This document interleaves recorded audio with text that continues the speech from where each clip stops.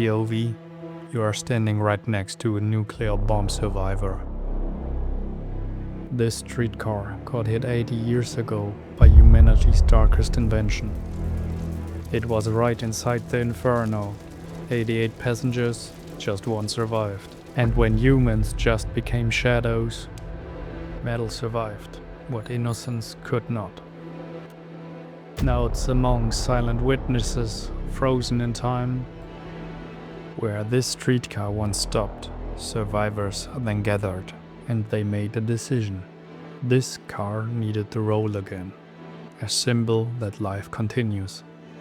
And 80 years later, it's still doing its purpose, carrying commuters and history.